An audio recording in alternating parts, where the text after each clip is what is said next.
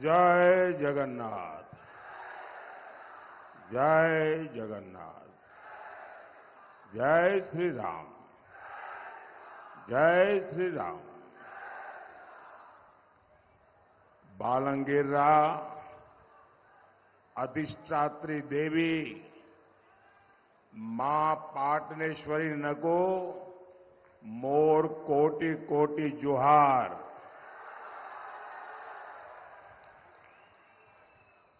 मां समलेश्वरी, मां सुरेश्वरी और मां लंकेश्वरी के चरणों में कोटि कोटि प्रणाम।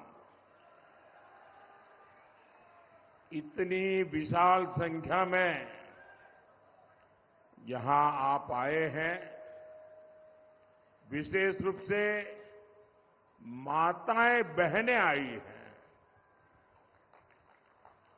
ये देख करके और जहां जहां मैं उड़ीसा में गया हूं, मैं साफ कह सकता हूं कि उड़ीसा में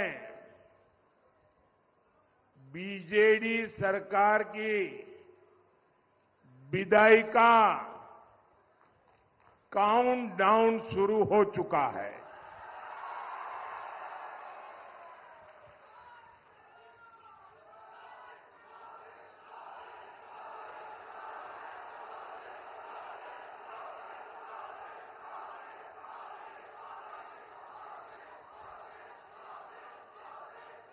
पूरा उड़ीसा एक सुर में कह रहा है, उड़ीसा रे प्रथम तर है डबल इंजन सरकार।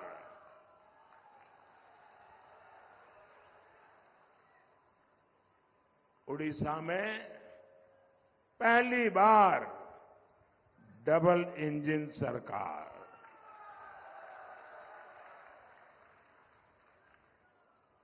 भाइयों और बहनों,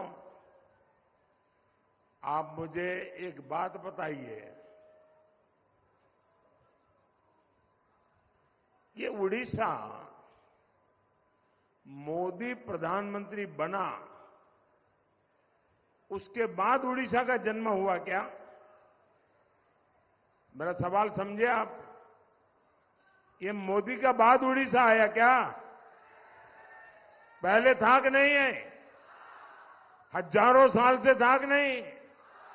ओडिया भूमि, ओडिया संस्कृति हजारों साल पुरानी है कि नहीं है? लेकिन कांग्रेस ने सिर्फ यहां की गरीबी की तस्वीरें ही दुनिया को दिखाई।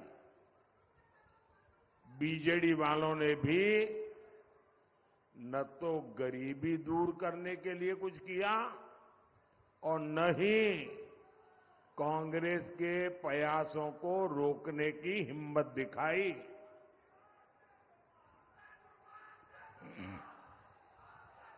लेकिन साथियों, भगवान जगन्नाथ का ये बेटा, आपका ये बेटा ओडिशा की गौरवमयी धरोहर को मां भारती का सर्वश्रेष्ठ आभूषण मानता है। साल 2022 में हमने बलांगीर के ही नरसिंह प्रसाद गुरु जी को पद्म सम्मान दिया। आप देखिए, इस वर्ष भी 4 ओडिया कलाकार विनोद कुमार पसायत जी, भागवत प्रधान जी, गोपीनाथ जी स्वयं जी और विनोद महाराणा जी, इनको पद्म पुरस्कार दिया गया है, क्योंकि इन्होंने ओडिया कला संस्कृति की सेवा की है। जब दिल्ली में G20 सम्मेलन हुआ पूरी दुनिया के बड़े बड़े नेता आए तो मैंने वहां कोणार्क सूर्य मंदिर के चक्र के सामने खड़े रहकर उनकी तस्वीर खिंचवाई।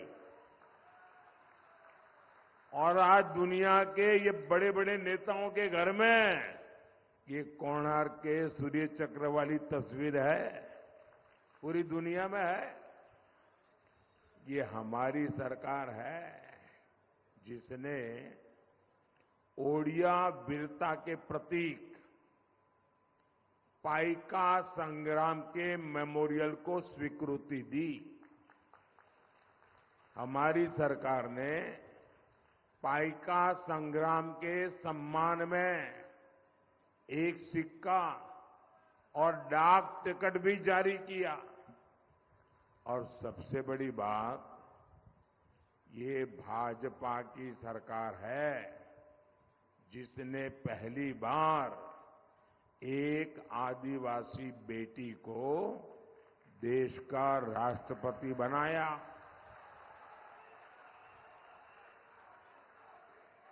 आज ओडिशा की बेटी देश की तीनों सेनाओं को कमांड करती है। आज ओडिशा की बेटी राष्ट्र का गौरव है। आज ओडिशा की बेटी राष्ट्र को दिशा दे रही है। ये ओडिशा का गौरव हमारे लिए है। मुझे बताइए, जब ओडिशा की बेटी इतने ऊंचे पद पर पहुंची तो आपको गर्व होता है कि नहीं होता है?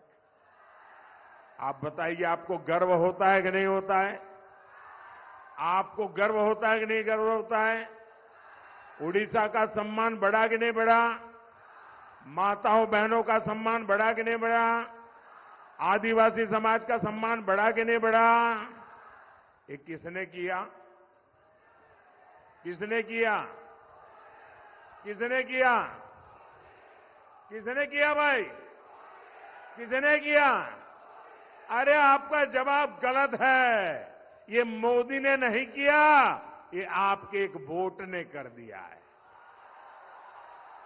आपने वोट देकर के मोदी को बिठाया, इसके कारण उड़ीसा का गौरव पूरी दुनिया में हो रहा है। ये आपके वोट की ताकत है। मोदी तो निमित्त है। देश की हर मां, बहन, बेटी को इसका गर्व है। भाई और बहनों, ओडिशा के लोग बहुत ही स्वाभिमानी होते हैं। वो कभी अन्याय के सामने झुकते नहीं हैं। जब भी मैं उड़ीसा के बारे में सोचता हूं, मुझे जयी राजगुरु, बक्सी जगबंधु, वीर सुरेंद्र साई, ऐसे महापुरुषों का स्मरण होता है। मैं चंद्रशेखर बेहरा और उत्कलमणि गोपाल बंधु दास, ऐसे महान व्यक्तियों को याद करता हूं। मैं शहीद बाजी राउत और उनके साथियों को याद करता हूं। मैं डॉक्टर हरिकृष्ण मेहताब और बीजी बाबू को याद करता हूं। मैं उस भूमि के सपूत महाराजा राजेंद्र नारायण सिंह देव जी को भी स्मरण करता हूं। इन सभी ने कभी उड़ीसा के सिद्धांतों और इसकी अस्मिता से समझौता नहीं किया। आज ये लोग उड़ीसा की स्थिति देख करके क्या सोचते होंगे? उनके आत्मा पर कितनी बीतती होगी, कितने दुखी होती होगी उनकी आत्मा। आज उड़िया संस्कृति संकटों में घिरी हुई है। उड़िया अस्मिता कैसे बचेगी? हम उड़िया अस्मिता को किसी के यहां गिरवी नहीं रख सकते हैं दोस्तों।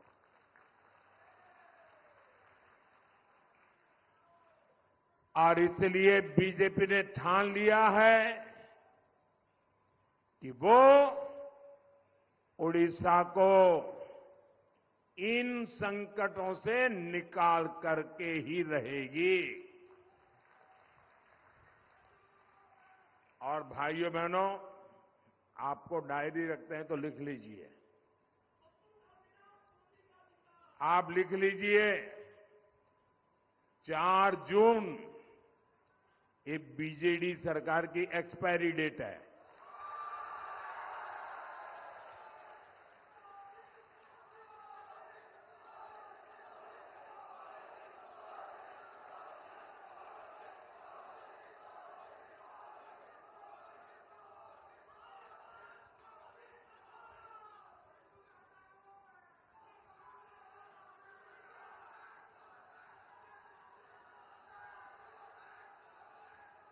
और मैं आपको अभी से निमंत्रण देता हूं, आप लिख के रखिए, ये मोदी आपको निमंत्रण देने आया है।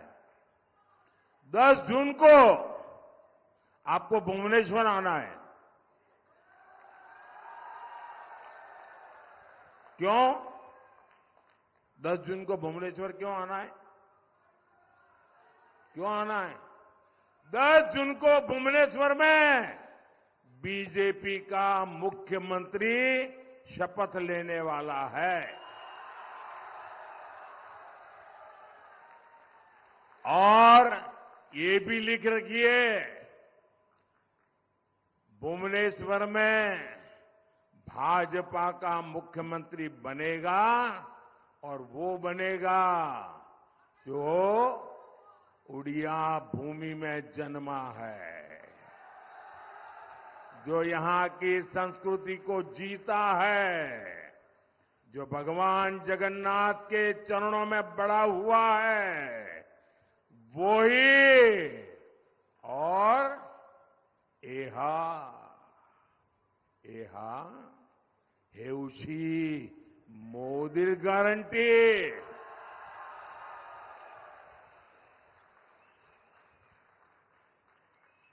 भाइयों और बहनों,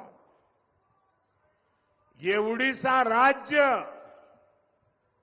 अमीर राज्य है। हिंदुस्तान के सबसे अमीर राज्यों में एक नाम उड़ीसा का है, लेकिन हिंदुस्तान के सबसे ज्यादा गरीबों का अगर कहीं रहना होता है तो उड़ीसा में होता है।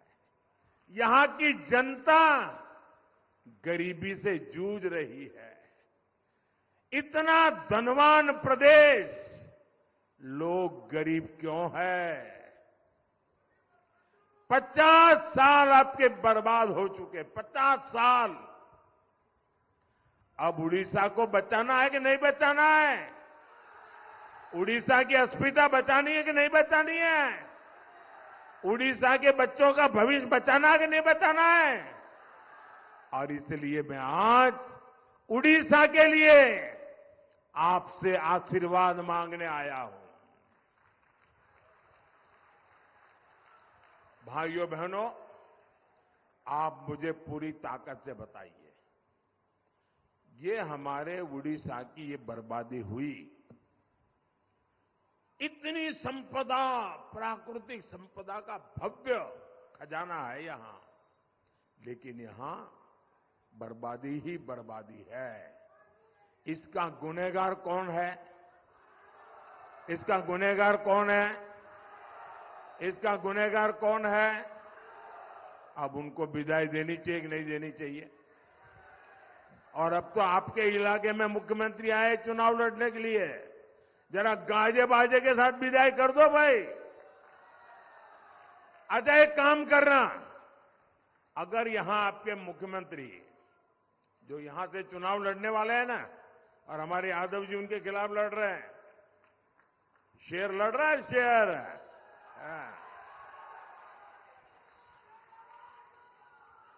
एक काम करना भाई, जब नवीन बाबू अगर गलती से भी यहां चुनाव प्रचार के लिए आ जाए और अगर आपके नसीब में उनको मिलना हो जाए, क्योंकि वो किसी को मिलते नहीं है, लेकिन अगर आपका मिलना हो जाए तो उनको पूछिए कि आप जहां से चुनाव लड़ रहे हैं, कांतरबाजी ने, हाँ?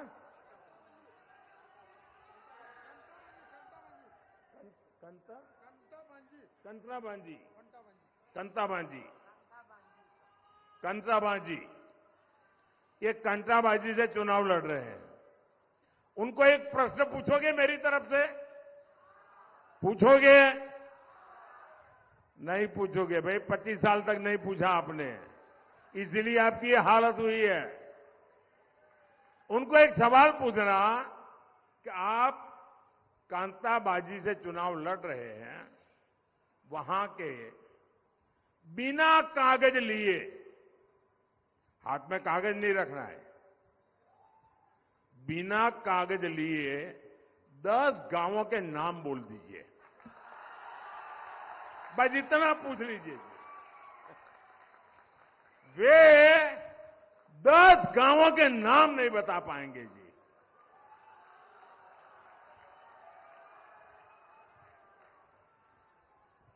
इतने साल मुख्यमंत्री रहे हैं और जहां चुनाव लड़ने आए हैं, वहां के 10 गांवों के नाम बिना कागज बोल रहे हैं।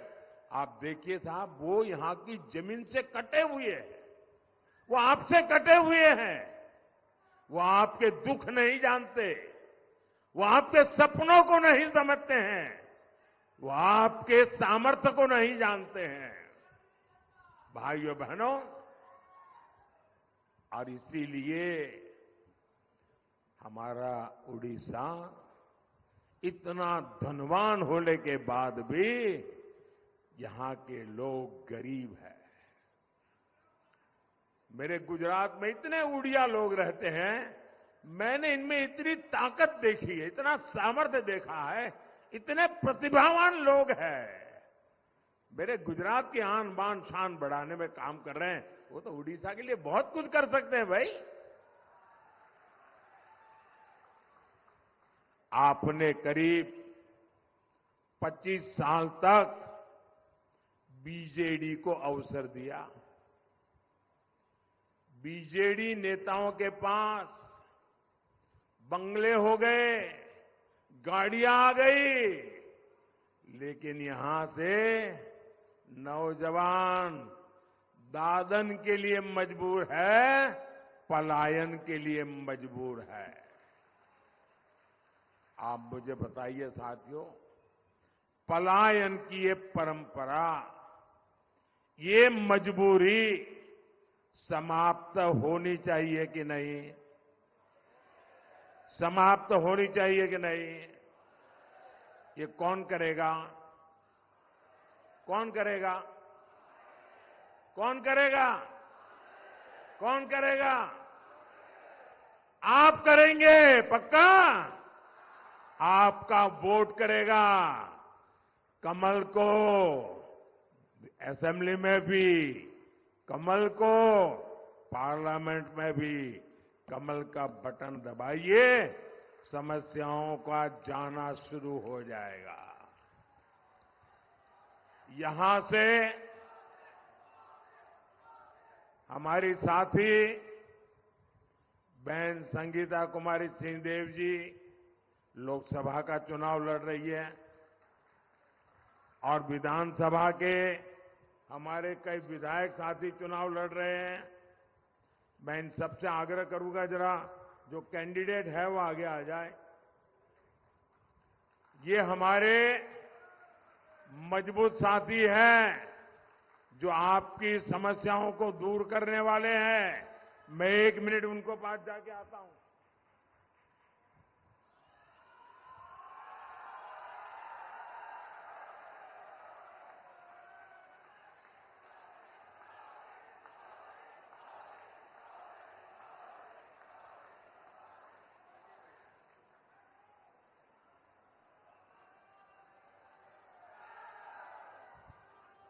इनमें सबको जो असेंबली लड़ रहे हैं उनको एमएलए बनाइए और जो पार्लियामेंट लड़ रहे हैं उनको एमपी बनाइए।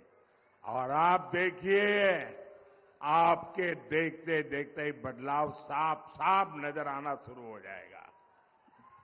साथियों, बीजेडी की सरकार ने किसानों के साथ बहुत बड़ा धोखा किया है। यहां धान किसानों को अपना एमएसपी तक नहीं मिलता। यहां धान मंडीली घोटाला होता है। किसान का बहुत बड़ा हिस्सा कटनी छटनी में चला जाता है। 2200 रुपये के आसपास का एमएसपी तय है, लेकिन लोग बताते हैं कि 1600, 1700 रुपये में ही किसानों को मिल पाता है। 500-600 रुपया कट। इसलिए अब उड़ीसा भाजपा ने बहुत बड़ी घोषणा की है। उड़ीसा भाजपा ने कहा है, आप एक एक किसान को बताएंगे, एक एक किसान को बताएंगे। जरा हाथ ऊपर करके बताइए तो मैं बोलूं। एक एक किसान को बताएंगे, हर किसान को समझाएंगे। बीजेपी ने क्या वादा किया है? बीजेपी ने कहा है कि धान किसानों के पास से 3100 रुपया का, यानी जो 1500-1600 है, उसके सामने 3100 रुपये का एमएसपी धान किसानों को मिलेगा। भाइयों, डबल हो जाएगा। ये किसानों को बताओगे? अगर किसानों को नहीं बताओगे, वो तो फिर जैसे जीता है वैसा जीता रहेगा। तो इतना काम कर दोगे ना, भुवनेश्वर में सरकार बन जाएगी। और उनको ये भी बता दीजिए कि मोदी की गारंटी है कि बीजेपी की सरकार बनने के बाद जैसा ही आपका धान लेंगे, 48 घंटे में आपके खाते में सीधा पैसा जमा हो जाएगा। देखिए, आपने यहां उड़ीसा के बगल में छत्तीसगढ़ है। छत्तीसगढ़ में भी भाजपा ने गारंटी दी थी और पहले 30 दिन में ही ये गारंटी पूरी कर दी। यहां के किसानों को छोटे छोटे खर्चों के लिए चिंता ना करनी पड़े, इस पर भी भाजपा का ध्यान है। बालंगीर के करीब 2.5 लाख किसानों को पीएम किसान सम्मान निधि के 550 करोड़ रुपए मिले हैं। मोदी कटहल, प्याज ऐसी सब्जियां उगाने वाले किसानों को भी चिंता कर रहा है। हम पूरे देश में प्याज जैसी सब्जियों के लिए कोल्ड स्टोरेज के क्लस्टर बनाने जा रहे हैं। इसका फायदा यहां के सब्जी किसानों को होगा। साथियों, यहां बीजेडी की सरकार ने सिंचाई परियोजना में भी घोटाला किया है। कितनी ही परियोजना यहां दशकों से लटकी हुई है। बीजेडी सरकार यहां ना तो सिंचाई का पानी दे रही है और ना ही रोजगार। उड़ीसा की जनता कब तक ऐसी जिंदगी जीती रहेगी? आपकी जिंदगी में बदलाव लाने की गारंटी मोदी देता है। हम सिंचाई का पानी भी देंगे, हम रोजगार के अवसर भी देंगे। यहां के कपास किसानों की मुश्किलें कम करने के लिए भी भाजपा सरकार पूरा प्रयास करेगी। भाइयों और बहनों, जब तक यहां बीजेडी की भ्रष्टाचारी सरकार होगी, तब तक लाभार्थियों को पूरा हक नहीं मिल पाएगा। एक परिवार को जो कुछ चाहिए वो मोदी उपलब्ध कराने में जुटा है। पक्का घर, शौचालय, बिजली, गैस का सिलेंडर, नल से जल, और ये मोदी की योजना है। अब मुफ्त चावल भी दिया जा रहा है। बालांगीर में करीब 2 लाख परिवार ऐसे हैं जिनको पक्के घर, मुफ्त बिजली कनेक्शन और नल कनेक्शन मिले हैं। ये तब है जब यहां बीजेडी सरकार इन योजनाओं में लूट खसूट करती है। यहां भाजपा सरकार बनेगी तो हर लाभार्थी को पूरा लाभ मिलेगा। साथियों, भाजपा सरकार के प्रयासों से पिछले 10 साल में 10 करोड़ बहनें, यह आंकड़ा बहुत बड़ा है, 10 करोड़ बहनें स्वयं सहायता समूहों से जुड़ी है। मोदी ने इन समूहों से जुड़ी 3 करोड़ बहनों को, मेरी माताएं बहनें यहां बैठी है, मोदी का लक्ष्य है मुझे तीसरी बार सरकार बनाने के बाद 3 करोड़ महिलाओं को लखपति दीदी बनाना है। इस देश में गांव में 3 करोड़ लखपति दीदी बन जाए ना तो पूरी इकोनॉमी बदल जाएगी। भाइयों बहनों, ये काम करना है। भाजपा सरकार होम स्टे के निर्माण के लिए भी, क्योंकि उड़ीसा में टूरिज्म की बहुत संभावना है, होम स्टे टूरिज्म के लिए बहुत उपयोगी बिजनेस हो गया है। जो बहनें होम स्टे की व्यवस्था खड़ी करना चाहते हैं, ऐसी महिलाओं को भाजपा सरकार मदद करने को तैयार है। ओडिशा भाजपा ने यहां की बहनों के लिए सुभद्रा योजना बनाने की भी घोषणा की है। महिलाओं को इससे बहुत मदद मिलेगी। ये योजना उनका बड़ा संबल बनेगी। महाप्रभु जगन्नाथ के आशीर्वाद से ये गारंटी भी पूरी की जाएगी। मोदी सरकार पहले ही माता बहनों के लिए पोषण अभियान चला रही है। गर्भावस्था के दौरान हर बैंक के खाते में, हर बहन के खाते में मैं दिल्ली से 6,000 रुपया भेजता हूं, लेकिन ये पैसे उड़ीसा की मेरी बहनों को मिल नहीं पाते, क्योंकि उड़ीसा सरकार ने यहां इस योजना पर रोक लगा रखी है। बताओ, अब गरीब माताओं बहनों की सेवा भी न करने दे, ऐसी सरकार की कोई